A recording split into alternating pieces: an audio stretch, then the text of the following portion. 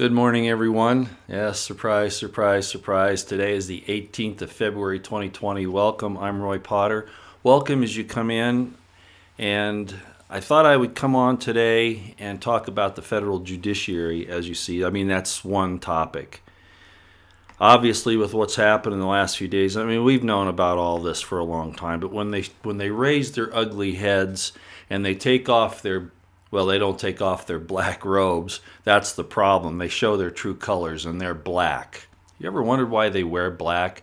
It's supposed to be because their justice is in the dark. They don't have any preconceived notions that they've got their eyes shut and they're weighing. It's all nonsense. It really is all nonsense, and it's become more of a regalia than anything else, than a symbol of their blind justice.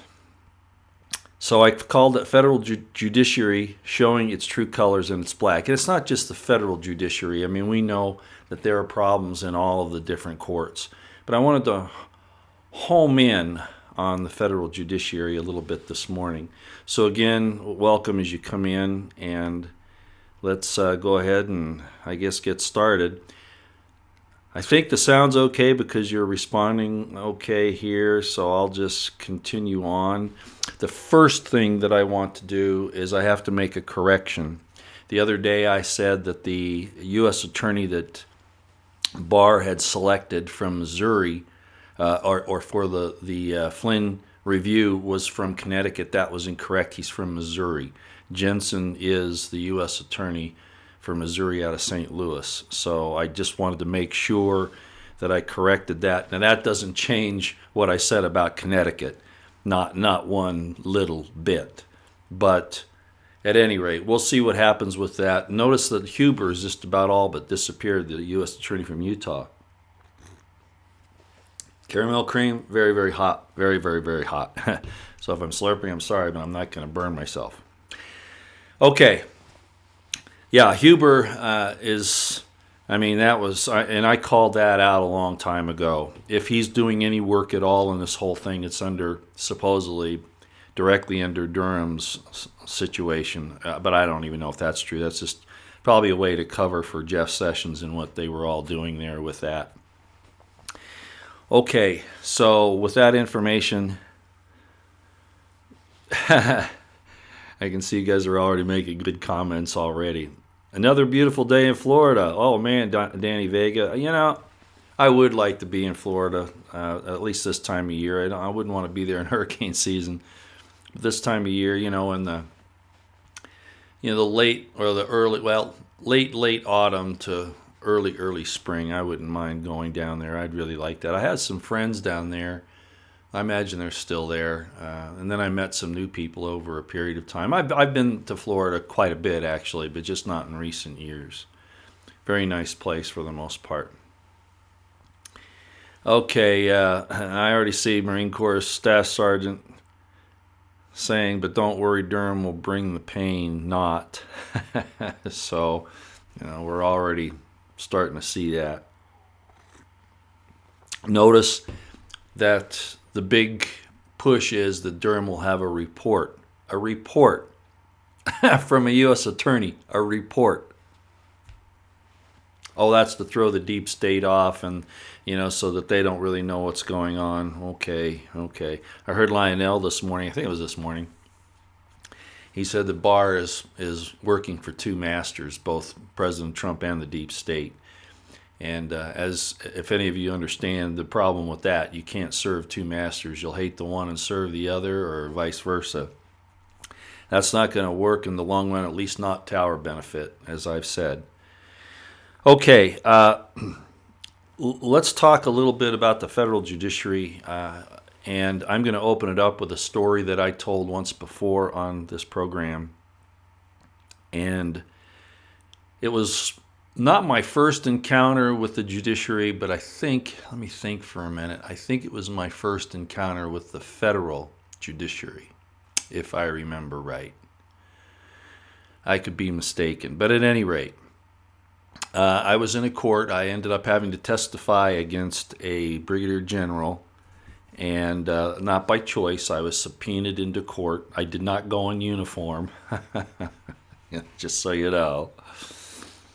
And it wasn't a criminal situation, it was civil.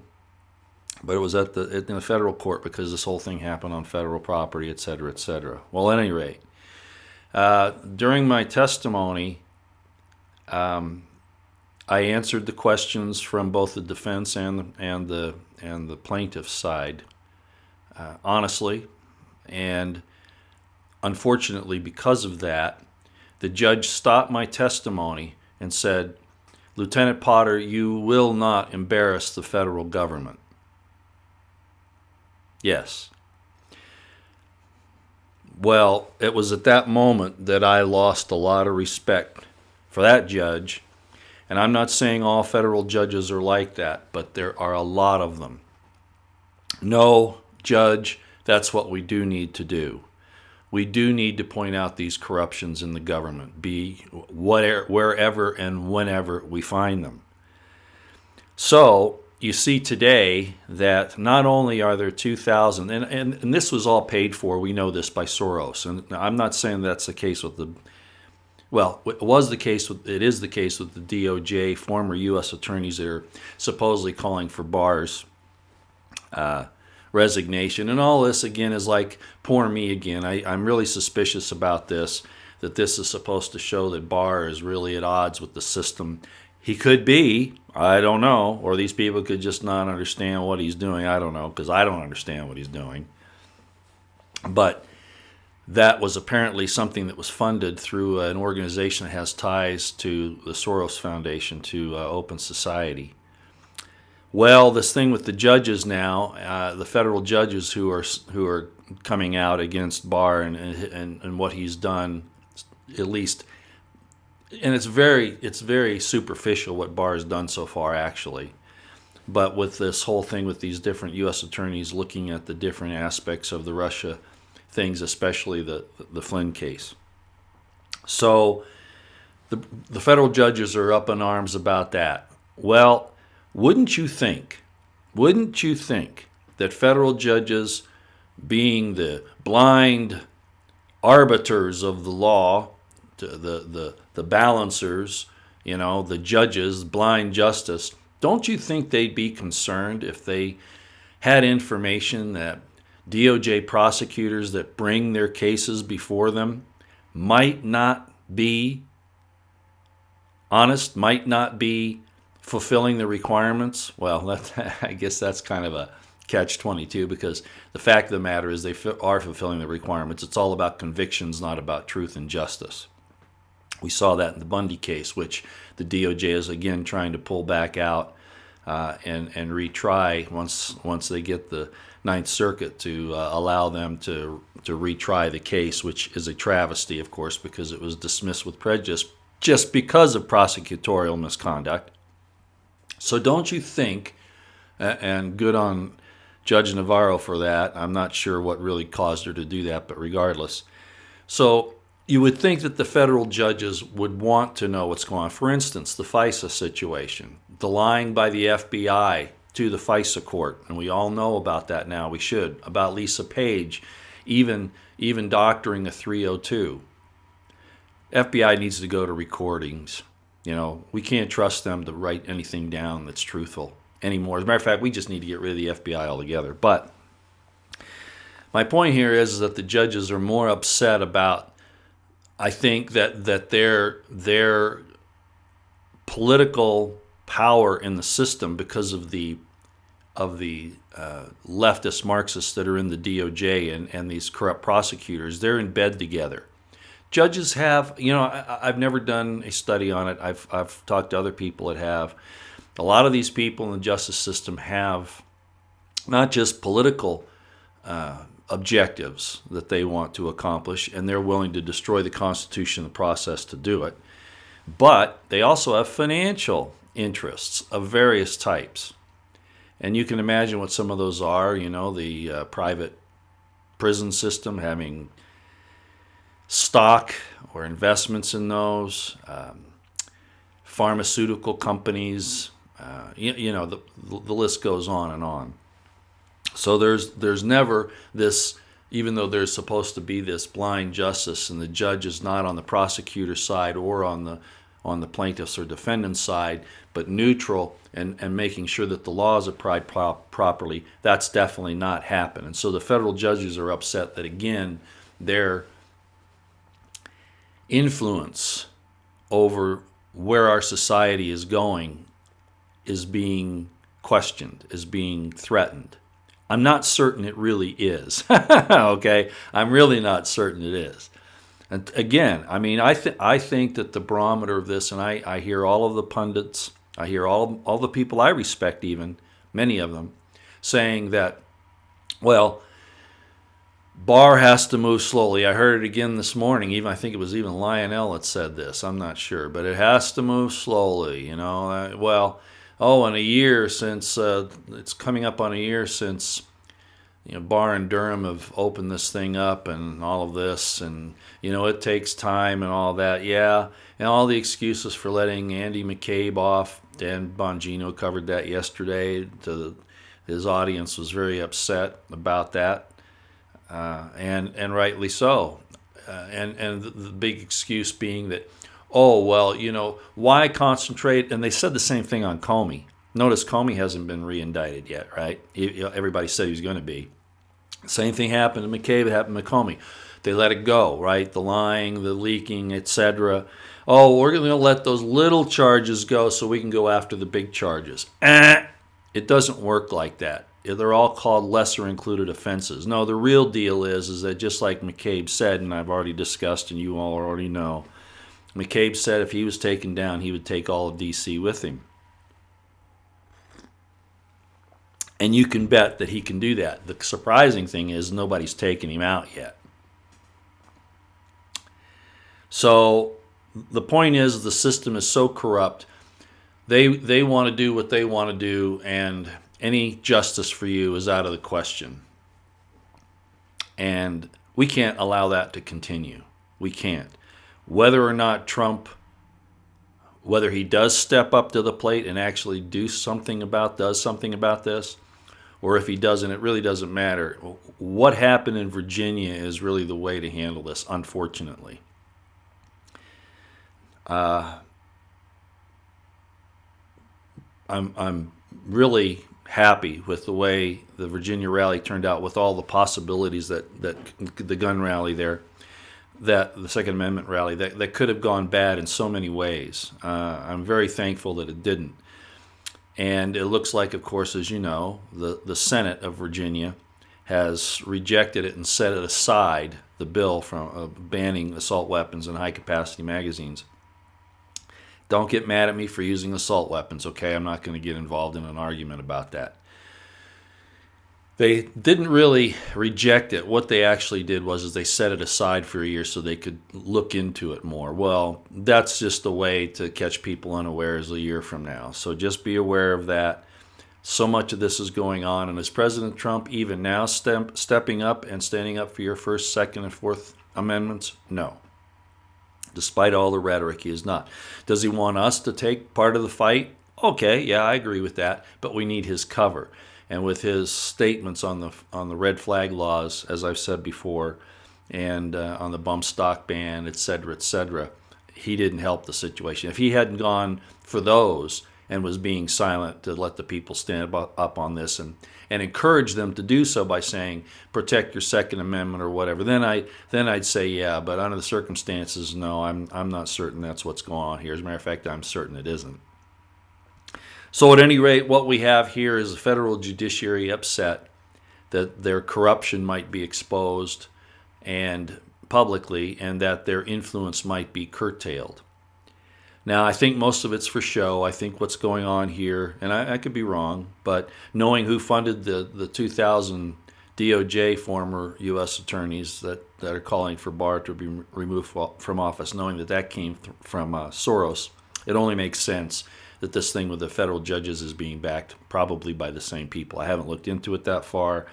This has happened too quick, but it wouldn't surprise me. The portraits of Amy Berman Jackson make me sick to my stomach, because that is the state of our judiciary, is right there. She as well as Sullivan should be, and the FISA court shouldn't be seeking to continue this whole charade. They should be calling those prosecutors in and publicly reprimanding them in court. They can't tell them to dismiss the case, I don't suppose, but they could reprimand them in court, open court for their conduct. And then the DOJ, rather than playing this thing of let's do a review, no, Barr should have told his DOJ, move to dismiss. Move to dismiss on Flynn. Roger Stone, I'm not sure how that would work, but same thing. And other cases as well, including the Bundys. That whole appeal to the Ninth Circuit to retry them should be dropped. They should move to the district or to the appellate court, the 10th Circuit Court of Appeals. They should move to just withdraw that motion to retry the case. But Barr doesn't. So tell me where his real roots for justice are. And again, we've got his entire background, and I'm not going to go over that. You can look that up for yourself. We've talked about it many, many, many times. So I'm not really sure. All I can say is that the federal judiciary, at least a good portion of them, are showing their true colors, and they are dark, dark, dark. They're demonic. Let me move on to another statement that was made about this situation with the DOJ. I was going over Twitter the other day, and I saw this article from Town Hall, okay? And it's written by Colonel... I've mentioned him a number of times. We seem to be on pretty much the same sheet of music. I'm not quite the warmonger he is. I'm not even sure that's an accurate depiction of what he is, description, but we're pretty much on the same sheet of music. And I think I just need to read this to you, and I shouldn't do it. You know, I've been doing this a lot lately. It can get me in a lot of trouble, but you just got to hear some of this. Again, this was from the Town Hall, so you can go to townhall.com and look up this article by Kurt Schlichter, Schlichter, Burn Down the DOJ and Start Over. What have I been saying? Now, I would include the CIA on that, too.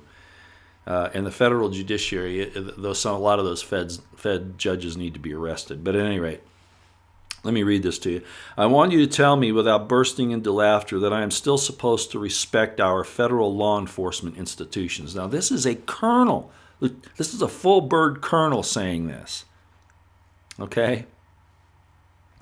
I keep hearing about these wonderful keepers of norms and rules and stuff deserve our awe, and then I see the tawdry, self-serving, and scummy way they operate, and gee, there's a disconnect. Remember Hannity saying, 99% of the FBI is good, 99% of the... No, they're not. DOJ is good. No, they're not. A big one. If the price of our society is submitting to these corrupt and incompetent people of garbage, well then, I say burn it all down. Let's review how our guardians of justice have covered themselves in glory in recent days. And by glory, I mean Scat Francisco sidewalk sauce. He always does this kind of thing, these plays on words. The scumbag Democrat donors remaining in the Mueller lynch mob decided that Roger Stone, an absolutely harmless gadfly whose real crime was being aligned with Donald Trump and therefore with you, should be sent away for 7 to 9 years for crimes that the Department of Injustice promptly gave a pass on to the loathsome Andrew McCabe. We all know that. This is the same institution that also gave a pass to Filoni and Milhouse Von Pantsuit.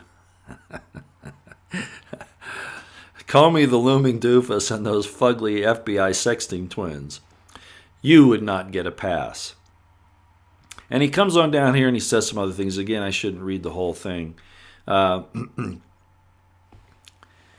Okay, Stone's lawyers are seeking a new trial, but they won't get one because there is manifestly a dual-track system of justice, and there will be a bunch of excuses and reasons and exclamations of, how dare you question the system's integrity. That's our job as Americans, is to constantly question the system's integrity and to hold back their usurpation of more power. So he says, how dare you question the system's integrity? This is the system talking. And in the end, this manifest injustice will be okay because railroading political enemies of the established is not an aberration. It is an objective. I would say it is the objective. And he goes through and he says some other things in here that I think you really need to go read. Let me put this part in there. He says, I like Bill Barr. I think he wants to do the right thing. See what I mean? But he needs to spare us the cliches about the hardworking and honest DOJ staff because that's not what we see. Remember, Barr said to Trump, he's really got to stop tweeting because he's interfering with my job. Well, how about all the people in the DOJ that are interfering with his job? For instance, Wray not doing what he's told. At least that's the way it's made to appear. He's not giving up the information that both Judicial Watch through the courts and the Congress and the Senate, all these people have asked for, and he keeps slowing it down. He hasn't taken any disciplinary action of any real substance in the FBI. He continues to cover it up. Right? So why isn't Barr talking about that? Oh, no, he's got to say something bad about President Trump. Yeah. Okay, I'm sorry. I keep interrupting. He says, I like Bill Barr. I think he wants to do the right thing, but he needs to spare us the cliches about the hardworking and honest DOJ staff because that's not what we see. I trust Barr, but I trust my eyes more. Good way to put it. And all I see issuing from his department is a flow of raw sewage. And don't tell me, but they convicted Avenatti, and he talks about Avenatti there a little bit. He goes on, he says, I'd have fired the Mueller-Heinz sniffs who tried to set up the president by recommending the 7 to 9 year stretch. Not just fire them. They need more disciplinary action than that. They even need criminal charges against them as far as I'm concerned. Oh, that's coming with the Durham report. Okay, I'll see it when I believe it. They have failed, the DOJ, to meet the minimum standard, and that includes the FBI, right? They're in there. The FBI is under the DOJ. The DOJ is under the president, not a separate branch of government that's supposed to remain totally independent of the president. That's baloney. They have failed to meet the minimum standards for integrity. You owe them nothing. I like this. They have failed to meet the minimum standards for integrity. You owe them nothing, not obedience, respect, or assistance. Don't give them any. As far as I'm concerned, every case now brought by the DOJ, with the exception of the political ones, the ones on the coup, in other words. See, that's what they're betting on is, you don't want to reform the system too much because those guys might get off. Well, I'll tell you what. As it stands right now, no juror should ever find anyone guilty of any crime that the FBI brings. Ever. Ever. It's over with. It's over with. And if you go along with it, I know, oh, there are exceptions. What about the kidnappers and what about the bank robbers? They can be tried by the states. If you drop this federal additional charges, baloney, let's get this done because we can't trust these people. They're too far removed from reality and from the locals. So I would never, if I'm ever called on a jury, I'm telling you right now, if I'm ever called on a jury, they usually won't prior law enforcement officers and because of my background. But anyway, I've been rejected for jury duty before based on those things. But at any rate, if I were ever to be called in to serve on a jury and it was a case being brought by the FBI, it's an automatic not guilty as far as I'm concerned. Automatic right off the top. And everyone needs to look at it that way. And if you're ever on a jury, you tell them why. This is a good example. And of course, there are going to be people who say, oh, no, we can't do it. They can try them in the States. Let it go. Let it go. And then he goes on, he says, when a federal law enforcement officer asks you anything, repeat after me. I invoke my right to remain silent. Please stop asking me questions. I want my lawyer. That's all you say. You don't say anything more to them. And he talks about the FBI crime lab scandal, how many people got found guilty on that, and it was all bogus. And Mueller didn't really do anything about it. He was the FBI director at the time.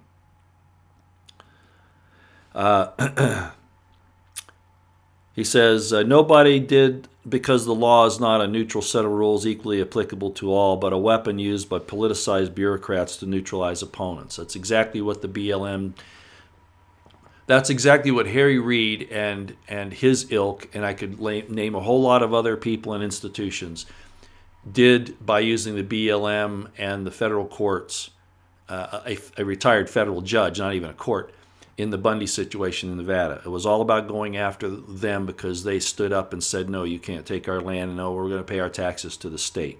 And they didn't have to go raid them. All they had to do was take their money out of their bank accounts if they thought they owed it to them, right? But no, they didn't want to do that. They had to have this show of force. This is very dangerous. And it's something that they do all the time. Okay, I won't read anymore. I just wanted to get through that and let you see that Colonel Kurt Schlichter has said some things there that I think are extremely important. And then he goes on, he talks about some of the books he's written and articles and things like that. Very good reading, okay? So I commend that information to you, and I hope that you'll go look at it. A couple of other things I think I'll cover. Michael Kudre came out, and we all already know this, but this was on Twitter the other day. And as I mentioned, I've already accepted the fact that this is a manufactured, man-made bioweapon, this coronavirus. He says this was yesterday, I believe, many leading Chinese scientists, at their own peril, I might say, are starting to speak out and say that COVID-19, we used to call this nCoV-19, but now it's COVID-19 is the official name, originated at a government bioweapons research facility in Wuhan rather than the widely held belief that it emerged from the city's Hunan for seafood markets. And other indications are that this was actually something that they stole, or their spies, with the help of Canadians and Americans, obtained this and took it to China, probably from either a Canadian biolab or maybe even an American one, but I think it was a Canadian one. So we know about that.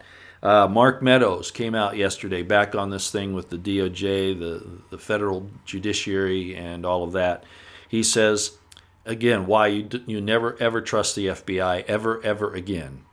The FBI lied to the FISA court 17 times using knowingly false info in FISA applications, concealed exonerating evidence from judges and from the defense. Of course, in the FISA court, you don't have a defense attorney in there, but that's the kind of thing they do. They withheld it from the Bundys, for instance. Okay? And even altered documents. Yes, they do. Trump doesn't need to rewrite history. It's all right there for any objective person to see, because the reason why Mark Meadows said this is because the MSM is saying, and others, that Trump is trying to rewrite the Russia investigation history. No, he's setting the facts straight. He is doing that. Like I said, if Trump hasn't done anything, he's exposed this corruption in our government and in our institutions for all to see, who will open their eyes and see. He's given them eyes to see and ears to hear. And your own mouth can speak the truth if you dare.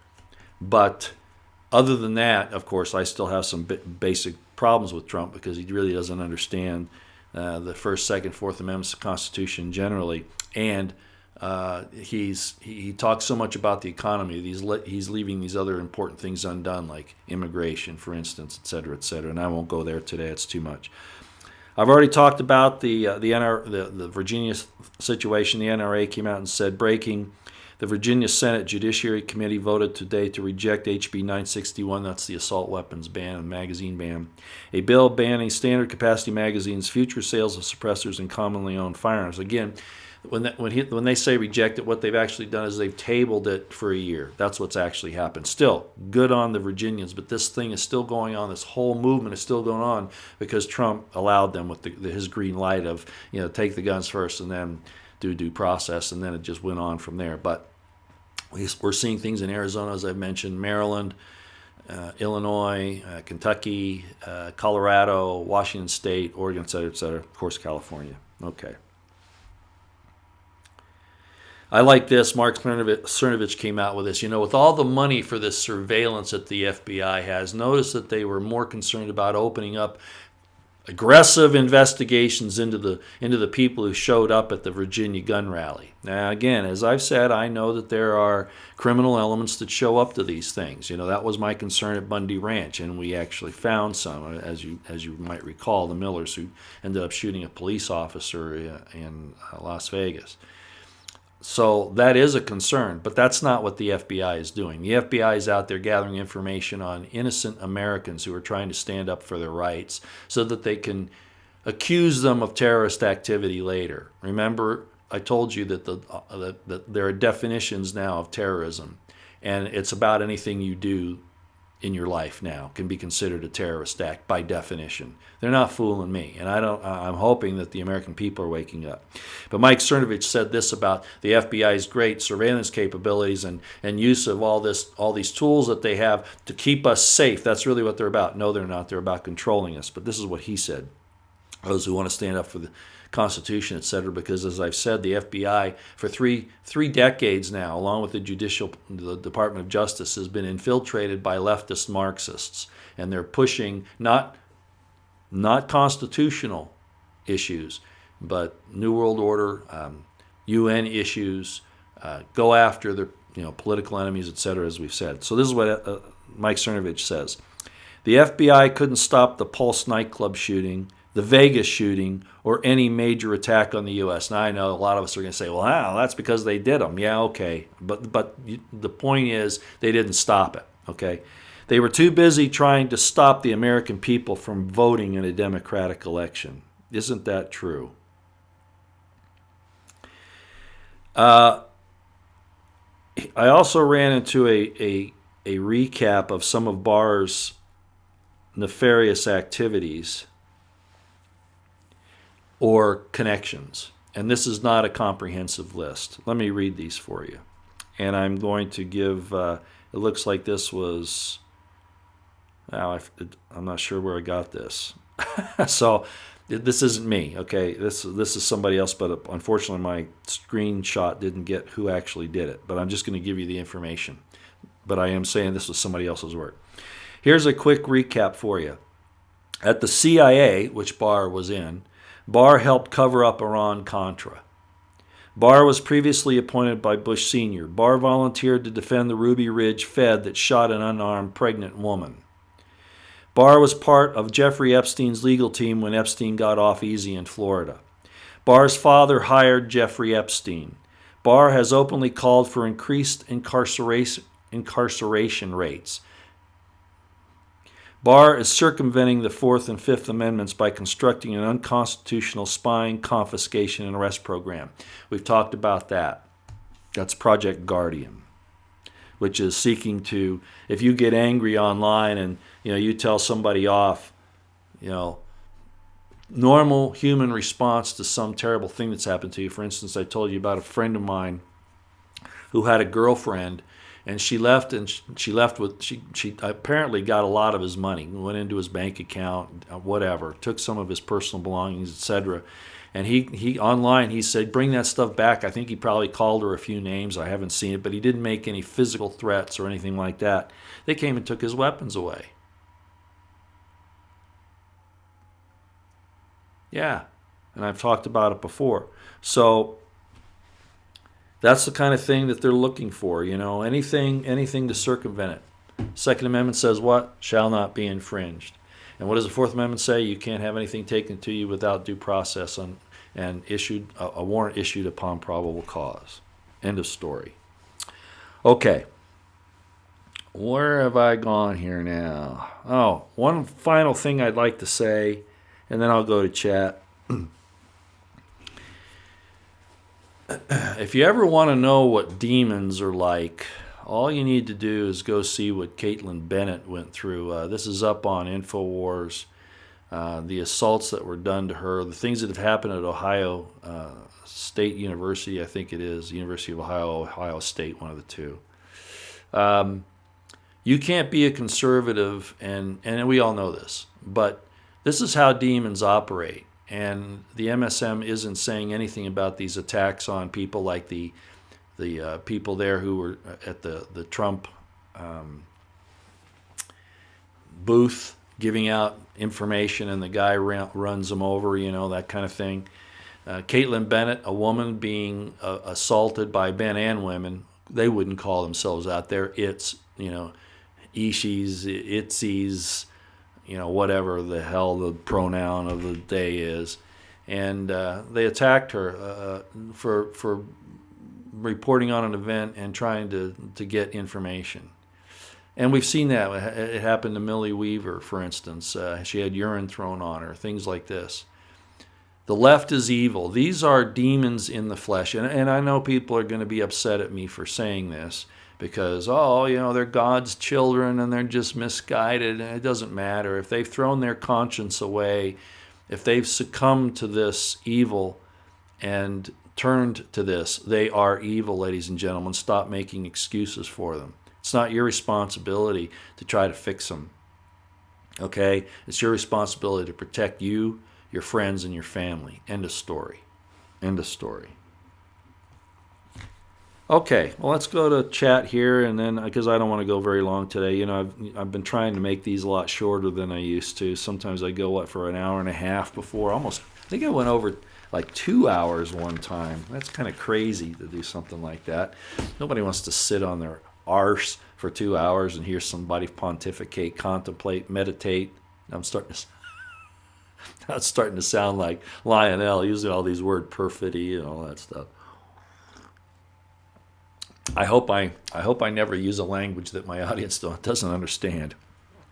Which brings me to a point. I never used to cuss, and I've told this story before. One of the things my kids say, Dad, we've heard that story like 50 times. So if you've heard this story before, you just have to go with it, okay? Because it's true. So I was never much into cussing. Every once in a while something would slip out. Nothing really bad. Usually it'd be like a damn or a hell.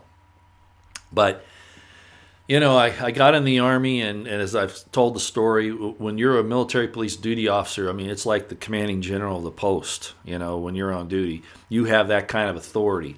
And so the military police duty officer walks in, and he doesn't have to, or she, as it turns out today, at least in my day. Things may have changed by now, but that duty officer walks in, and everybody knows it's time to just back off and to knock off all the BS, right?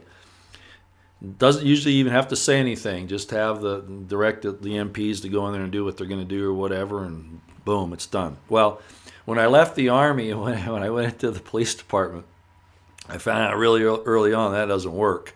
You can't tell a guy, hey, put your hands on your head and get down on your knees, et cetera, et cetera. They go, huh? So I'd have to use expletives, a lot of them, a lot of 4-letter words before they understood that I was serious. So sometimes you just have to realize who I'm not saying you all are ignorant or uneducated. I'm just saying that I'm not going to do it Lionel does, at least not intentionally, where I give you a barrage of words that, most people don't use in their everyday language. As a matter of fact, very few do. Okay, there's some people I pick up on right away. That's partly because they have the blue wrench, but the coronavirus thing is very serious. I hope you're listening to Patriot Nurse. She's keeping up on this very, very well. But Edelson James here says he's apparently talking to Headlines with a Voice. I guess she's here. If you are, Nancy, thank you for being here. As usual, I love your work. Colloidal silver, multivitamin, apple cider vinegar, healthy food, good sleep, and stay out of crowds. That's pretty much it. And a little exercise. And not too much, of course, but enough to make sure that your body has good strength.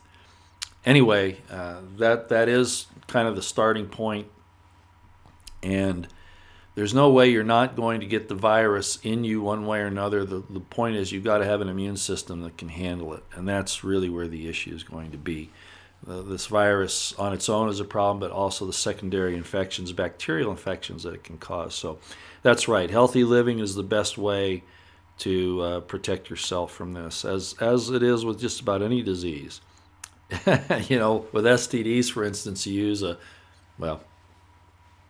use protection. Okay, you know what I mean. So it's the same with this. You got to install some protection, so to speak. There she is. Hi, Nancy. I see you. Headlines with a Voice, talking to Susan Kelly, saying hi. Yeah, you people are the best. You really are. And Nancy, I always talk about you, and I talk about Gigi Sims, and I talk about all these other people. I'm starting to bring up Mark Pantano more. All these different people, even though we all don't necessarily agree 100%, that's the whole idea. At least we're not out there gouging each other's eyes out, right, like the left does. We've got the ability to look at all the situation and situations and talk about them, and I think that's really good. And do it without calling each other back, nasty names. I like that. Yeah, wash your hands. Straight arrow 62. Yeah, washing hands. Personal hygiene is very important. Absolutely. Don't touch your face. No kissy kissy if your partner is showing symptoms. Let's not go that far. Okay, let's not go that far. Self quarantining, I guess, is what you're talking about. Yeah, that's true. Oh yeah, organic flaxseed. Of course, any good nutrition like that is going to be very important. I talk about garlic. Garlic was found because of the allicin in it. You can't just pop just a pill, though. You can if it's already been pulverized powder. But what activates the allicin is the actual chewing of the grinding up of the clove. So yeah, we need that.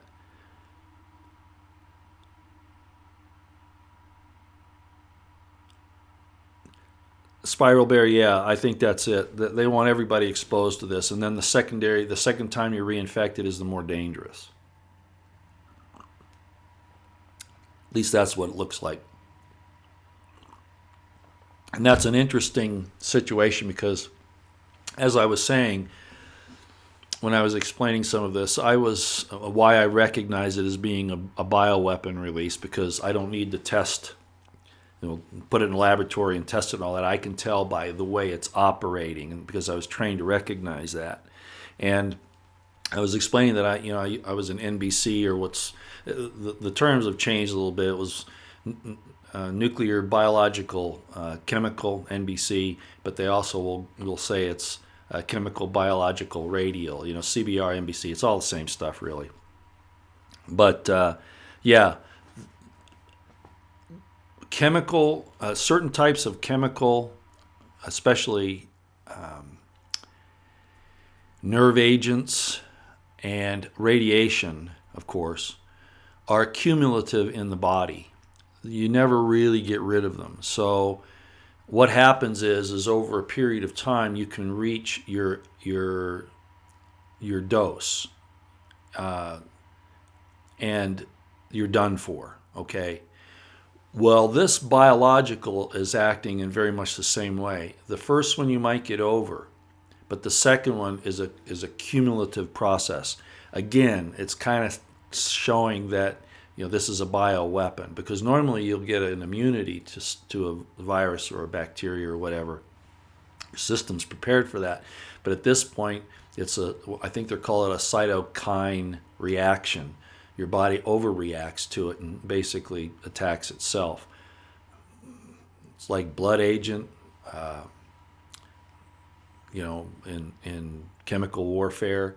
Others that will make you throw up, make you regurgitate into your protective mask, so you end up having to take it off and then get exposed to the secondary agent. Yeah, binary agents, the nerve agent in particular, they'll keep them separate, but when they're combined, that's when they become deadly. I mean, it's just crazy. So there's some really bad things going on here. Buffering, yeah, I know. That's just the way. Even I see Lionel even ends up having that problem. Okay. I'm going to head down here real quick because it's been 45 minutes. Are they censoring me, Nancy, already? She says, you're watching it in real time. This is unreal. I don't know if you're talking. I saw somebody say I'm being buffered. No, they mess with us. If that's what's happening, it's not surprising. But we get out what we can, right? Yeah, we do. Oh, they're on your site doing it. Okay. Yeah, of course.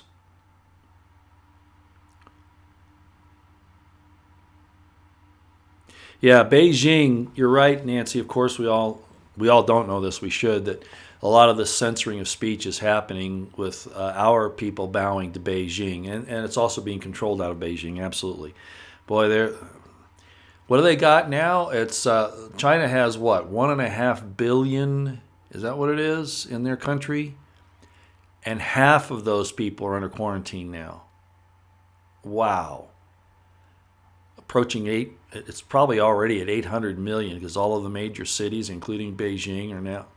Wow. This is going to affect the world economy regardless of what happens. No matter what, a lot of medicines are made in China. This is going to have far-reaching and catastrophic consequences, all planned. I don't know that the release was accidental. Maybe because the Chinese are stupid, maybe, but the people that did this, Gates, whomever was responsible, knew that it would get out because of their lack of hygiene there in those level 4 facilities. Somebody's saying they probably threw the gloves out, didn't incinerate them, and then somebody saw the gloves and went, oh, we got gloves, and used the gloves over in the fish market. I really don't know. But whatever happened, they knew that it would be released one way or the other.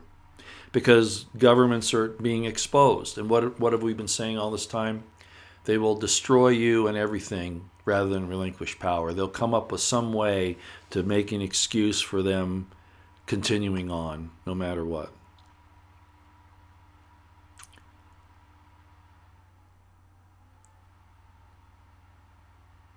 Yeah, Nancy, I'll mention this. I did see it, yes.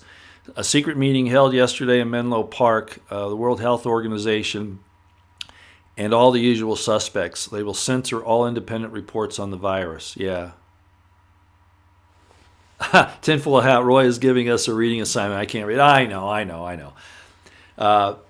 I should have just had the link to Town Hall and Kurt Schlichter's article in there and just told you to go there. But I like to point out certain things that he says because they're all very true.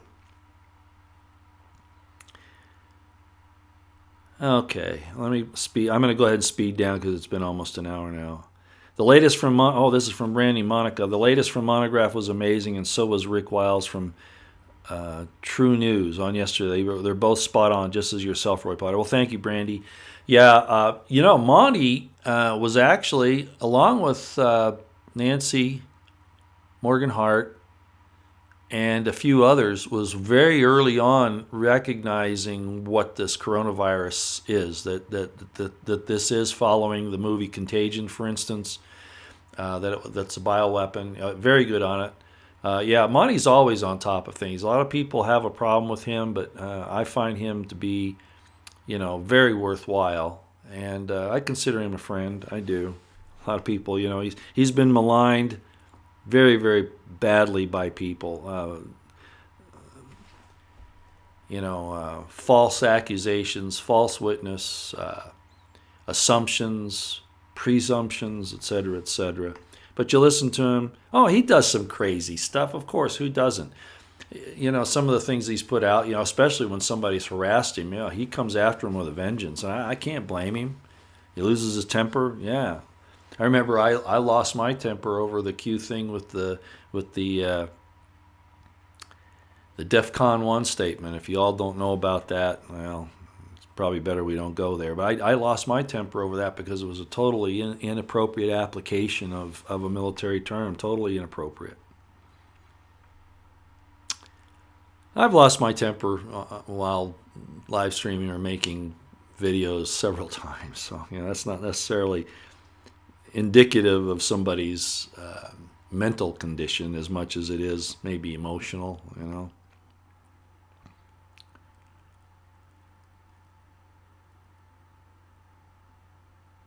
Okay, I'm going to bust through here real fast.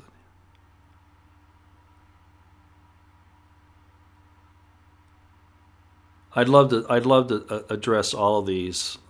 Pardon me for not doing that, but like I say, I kind of want to hold this down. Yeah, absolutely. Voting will not fix this. We're beyond that. We might make it through this next election without too much damage, but I don't know. But everything's turning blue. The immigration thing is totally out of control, just as Mark Pantano and Nancy Morgan Hart have said, and others. They brought these people in, giving them driver's licenses so they can vote. This is a mess. The American culture is always under attack. Oh, we have to accept this culture. We have to accept that culture. We don't have to be those cultures. We want to be our own culture. But no, they're going to change us. What did Barry Soetoro, Barack Hussein Obama, whatever the hell that dude's name is. What did he say? We're going to fundamentally transform America. Well, if we wanted a place that was fundamentally transformed that's not America, there are plenty of other places to go, but that's not how things work in the real world, folks. There's always the conquest. And leftist Marxists are tyrants. Okay. I'm going to end it there for now.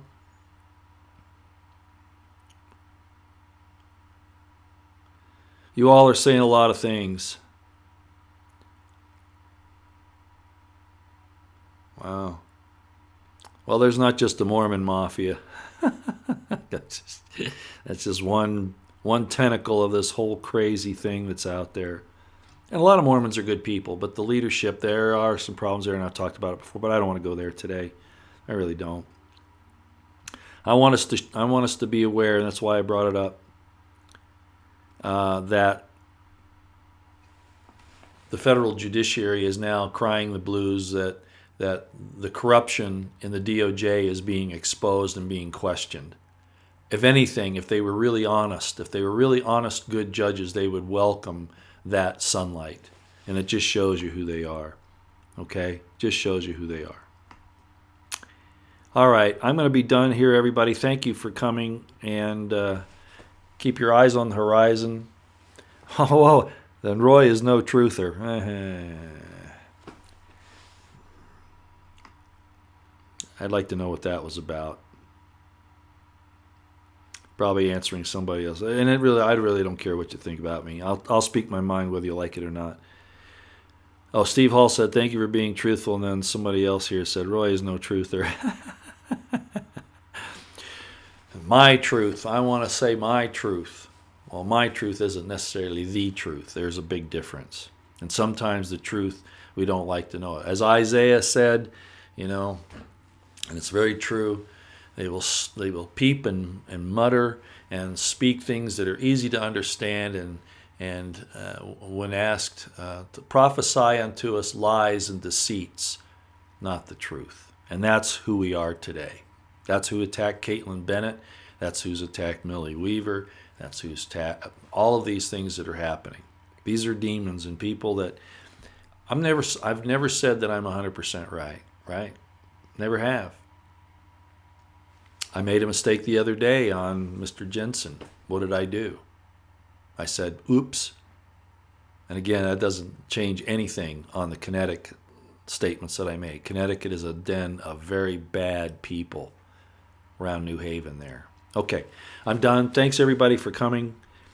And we'll see you again when something of some substance pops up. I'm not sure when that will be.